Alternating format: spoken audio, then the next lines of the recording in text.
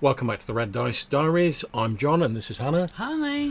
And all this month we're going to be looking at the various prompts for RPGaDay 2025. So let's get into it.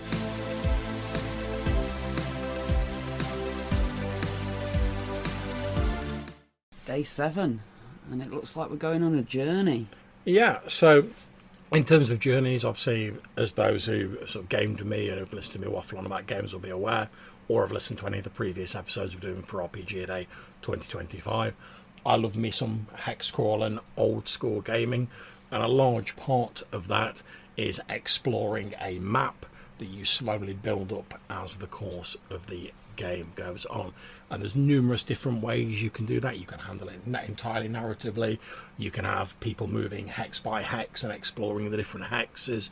You can do point crawls, you move from point A to point B. You have encounters on the way. But certainly for most sort of old school D&D games, for me, the journey, the exploration of the wilderness is a large part of it. And there's a whole idea of like points of light campaigns where you have like the little points of civilization, which are the little points of light where you're relatively safe. And between them is like the darkness or the wilderness that you have to explore, and it's full of savage monsters and ruins of ancient civilizations and stuff like that. And a large part of the enjoyment of those games for me is sort of that temptation to go, well, let's just carry on round that next hill and see like what's over there, and sort of exploring the landscape and sort of pushing forward into the unknown. Because you never really, whether it's procedurally generated, whether the GM has mapped out the map in advance, as a player, you don't know what you're going to run into. Now, you might find some rumours in like the local tavern or something like that, but you never know for certain what's actually going to be over that next hill until you explore it yourself.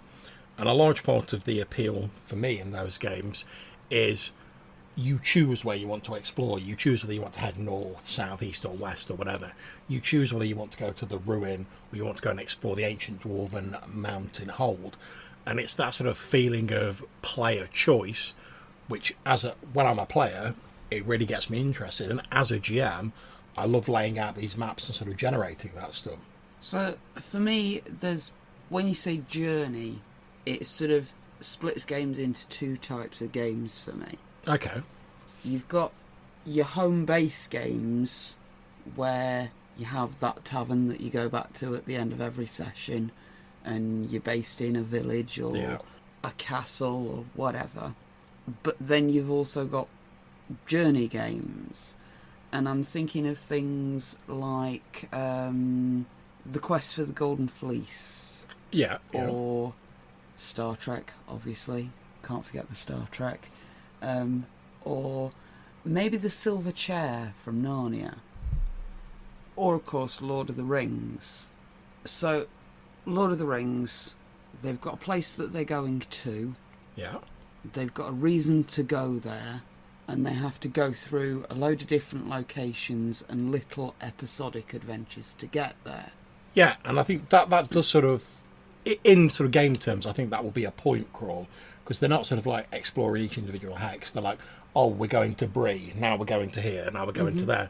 But in game terms, there's still like an element of choice. Because, there's the bit where they're like, oh, do we go over the dangerous mountains or do we try and go through the sort of dwarf hold?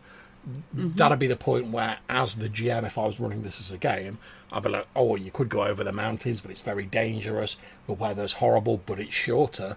Or do you want to take like the dark roads? It's longer, and you don't know what's down there. And that's a point in your game where, as a GM, you want to do that at the end of a session.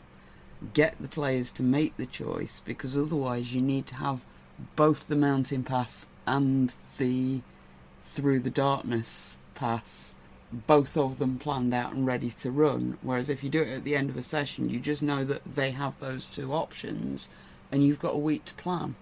Absolutely agree with you there. And certainly at the end of all the games I'm running, at the end of each session at the moment, I'm quite upfront about it with the players. I'm like, right, what are you guys planning on doing next session? And I'll literally say to them, because that's what I'm going to plan for next session. So I'm like, the more you tell me about what you want to do next session, the more stuff I'm going to have prepped, the better the gaming experience you're going to have. And certainly most of my players respond well to that, because they're like, oh, okay, if we tell John that, oh, we want to go and re-explore that Barrowmound where the necromancers did their ancient ritual, we know he's going to have that prepped, we know he's going to have whatever loot's in there, whatever monsters are there, and we're going to have a better time of it. Whereas obviously I can run stuff off the cuff if I need to, but you're never going to have as much stuff prepared if you are running it off the cuff. There's also little things with a journey story, like supplies. If you're at home, then odds are you can quite easily get hold of food and whatever else you might need. Horseshoes, for example. But if you're going across a desert, even if you remembered to take the food, did you remember to bring spare horseshoes? And just little things like that can really sort of help ground the game, I suppose.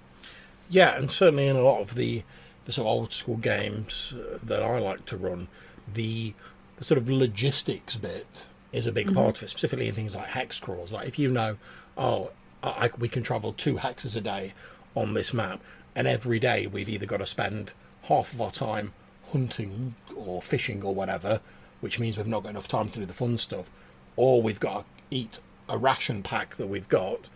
You can then start saying, like, all right, well, how long do we think this journey is going to take? How many ration packs do we need to take with us? Oh, we're not going to be able to stop off at a village. How many, like, torches and lanterns do we need to take?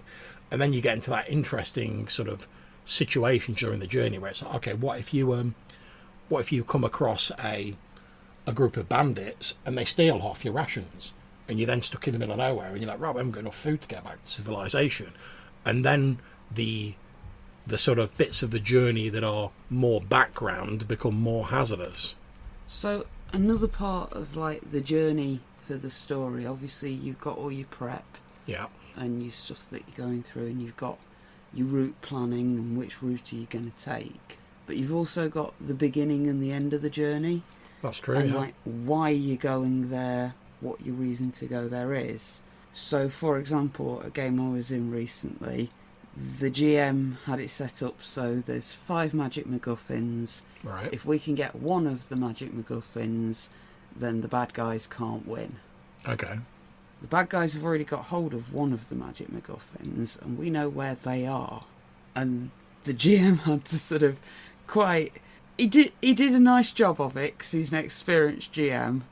But as someone who's been playing for many years, I sort of heard that note in his voice where it was very clearly, oh, I hadn't thought of that. And he had to spuff the other guys away so that we couldn't just mug them. And take theirs off them, So, yeah, you've got to think about the beginning and the end of the journey, but you've also got to be ready for it to take a complete tangent for the players to think of a different way to solve it than going to X place with Y MacGuffin. Yeah, I think that's a very good point. I think that, as you're saying, the journey tends to be the sort of the bit in between in a game very often. You know, you start off wherever you start off, and you're trying to get to a destination to do the adventure bit of the game, the bit you're sort of looking forward to. And the journey is just like, can be just sort of spinning your wheels until you get to the destination, which I think is a shame, because as we've just been saying, you can have a lot of interesting things occur during the journey. You can also maybe drop some plot hints in about what they're going to face at the other end. So, you know, the stereotypical thing, maybe you come across some farmers like travelling a well-worn road as you're about to head into these woods, and the farmers' wagons got some like black-fletched arrows sticking out of it. You sort of hail the farmers, you say what's going on here, and they're like, oh, you want to be careful, there's like goblins in those woods, oh, we barely got away. And then the player characters, from having had that bit of interaction with those NPCs, they can then be better prepared to face whatever challenges are ahead. And also they get to interact with the NPCs. They could be like, oh, we're traveling to the White Castle beyond the mountains after we get to the forest. Can you tell us anything about it? And encourages a bit of interaction. Also allows the players to, when they get to their final destination, they might have a bit of extra information tucked in their pocket. They might have more of a chance of successfully achieving their aims because of the stuff that happened on the journey. So it doesn't just have to be the sort of middle bit before you get to do whatever you want to do. So that's it from me and Hannah for this RPGaDay 2025 episode. Bye! Hopefully you'll join us in the next one. And until we see you again, take care, stay safe, and whenever you're playing, have fun.